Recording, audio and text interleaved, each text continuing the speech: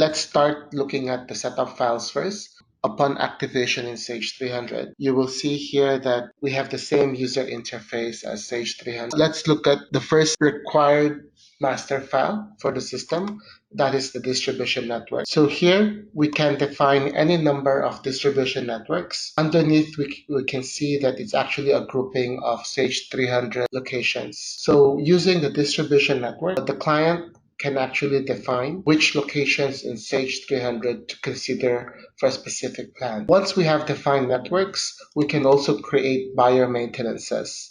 So this allows us to define who the buyers are or the team of buyers, which we can then assign to specific item. The next maintenance is the item planning table. So here we can define for a specific item, what are the networks? Let's say, for example, let me go to A11030, which is our lamp example. You can see here that we have defined for this item for a specific network. The first thing that you can see here is the order type. Also see that I can define a maximum stock level. A more important parameter here is the minimum stock level.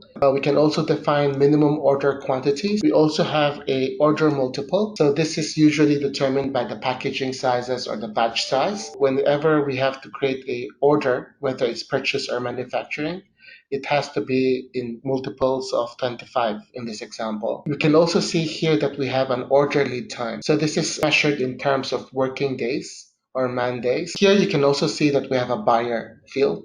So this buyer field is referring to the designated buyer or team which handles the planning for this item for this network. The last field here is referring to schedule. So this allows us to group together demand for a certain item in terms of weekly or monthly basis and create only one order to resolve it. So once we have defined the item planning table, the next thing that we should put in is what we call the work calendar. This calendar allows us to define multiple calendars and wherein we can define the default rest days.